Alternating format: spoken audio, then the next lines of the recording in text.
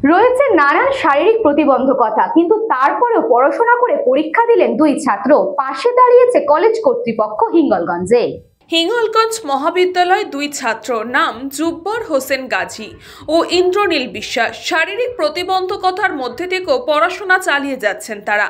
তাদের পাশেই দাঁড়িয়েছেন কলেজের অধ্যক্ষ এবং অন্যান্য শিক্ষক শিক্ষিকারা। তাদের এত কষ্ট, তবু হার না মানার চেষ্টা, অদম্য জেদ। আজ ছিল পরীক্ষা হিঙ্গলগঞ্জ মহাবিদ্যালয়, যেখানে অন্যান্য ছাত্রদের মধ্যে দুইজন প্রতিবন্ধী। তারা কানে শুনতে পায় না, লিখতে পড়তেও সেভাবে পারে না, অক্ষম। রাইটার হিসেবে দুজন রয়েছে। হিঙ্গলগঞ্জ কলেজের পরীক্ষা কমিটির কনভেনার বনানী মুখার্জি তিনি বলেন, আমরা জানি এবং বুঝতেও পারছি এরা অক্ষম, তবু এদের পড়াশোনা করার যে ইচ্ছা, সেই ইচ্ছার পাশেই আমরা দাঁড়িয়েছি। বিশেষভাবে সক্ষম বা দিব্যাঙ্গ ক্যাটাগরি যারা থাকেন তাদের অনেক রকমের প্রতিবন্ধকতার মধ্যে পড়াশোনা চালাতে হয়। আমাদের খুব ছোট কলেজ, খুব সীমিত আমাদের পরিকাঠামো, কিন্তু আমরা তার মধ্যেও চেষ্টা করি তাদেরকে একটা স্পেস দেওয়া। এবং আপনারা দেখেছেন যে তারা আলাদাভাবে বসতে পেরেছে, যে রাইটাররাও পেরেছেন, এবং আমরা নিয়মিতভাবে ইনভিজিলেটর বলুন বা নন টিচিং স্টাফ সাপোর্ট বলুন সবটাই দিচ্ছি। কারণ এরা এমনিতে প্রচণ্ড প্রতিবন্ধকতার মধ্যে, কষ্টের মধ্যে পড়াশোনাটা চালাচ্ছে। অনেকের স্পিচের প্রবলেম রয়েছে।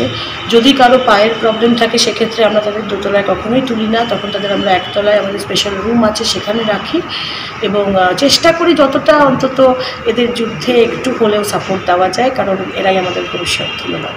অন্যদিকে হিঙ্গলগঞ্জ কলেজের অধ্যক্ষ ডক্টর শেখ কামাল উদ্দিন বলেন, পশ্চিমবঙ্গ রাষ্ট্রীয় বিশ্ববিদ্যালয়ে বাংলা মাইনরের পরীক্ষা চলছে। বসিরহাটের ছেলেরা এখানে পরীক্ষা দিতে এসেছে। 1008 জন মোট পরীক্ষার্থী আছে, তার মধ্যে 2 জন বিশেষভাবে সক্ষম পরীক্ষার্থী রয়েছে। বিশ্ববিদ্যালয় কর্তৃপক্ষ আমাদের এই বিষয়টি জানিয়েছিলেন এবং প্রথা মাফিক, নিয়ম মাফিক তারা এর জন্য আলাদা করে বসার এবং অতিরিক্ত যে 2 ঘন্টা পরীক্ষার জন্য 20 মিনিট 40 মিনিট সময় বরাদ্দ থাকে, সেই ব্যবস্থাটাও রাখা হয়েছে।